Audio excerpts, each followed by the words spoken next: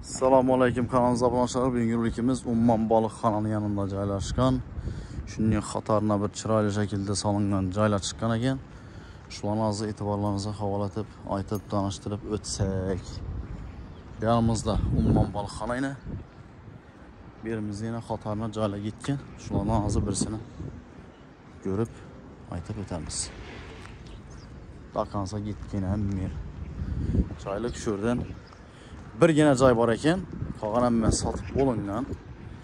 Endi shu joyni hozir o'rtadagini ko'rsatib o'tamiz.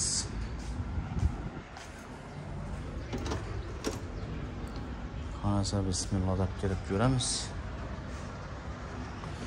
Giraverishimiz to'shni xuddi shunday joylar hozir ko'rib o'tganim, prihoshga joylar tushgan.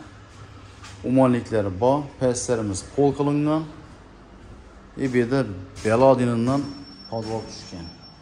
Podvalimiz ham podval, odam bo'yli podval. Deyishda berakina verjan topib turaversan ekan. Natijalar urilgan. Ko'rib turganimizdek lestitsalar tushgan.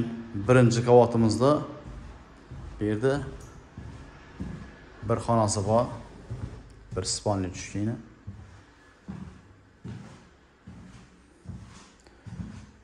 Este bir spalni, bir dalon. Bu yanımızda sanuzeli umonliklar tushgan, aristonlar qo'yilib turibdi. Toza unitaz vannalar qo'yilgan. Bu yanımızda kuxnyasi.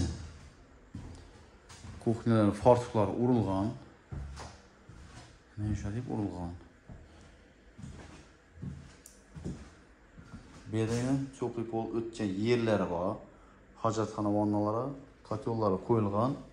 Kichkina bo'lsam bu yerda bog'i bor ekan. Shoshib pishiradigan mesosi bor ekan bu.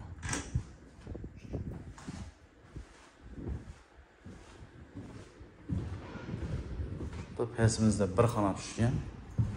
Endi ikkinchi qavatimizni ko'ramiz. Asosiy xonalarimiz ikkinchi qavatda. Bu yerda kladovka hisobi tushgan.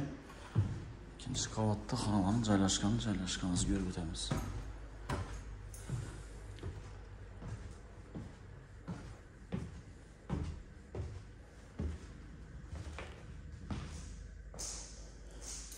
Birinchi qavatimiz lita bilan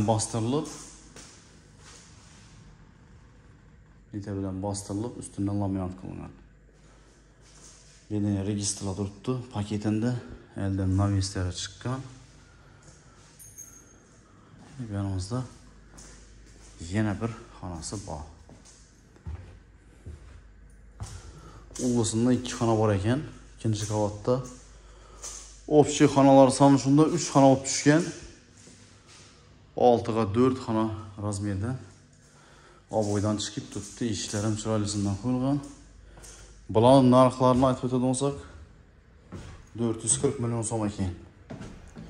440 million so'm. Mülk egasinin nomerlerini qo'yib qo'yamiz. To'g'ri o'zi bilan promoy bog'lanib, kelib savdolashib olib ketaverasizlar. E'tiborlaringiz uchun katta rahmat deb qolamiz. Keyingi videolarimizda ko'rishguncha xayr, sog' bo'linglar. Salomat bo'linglar.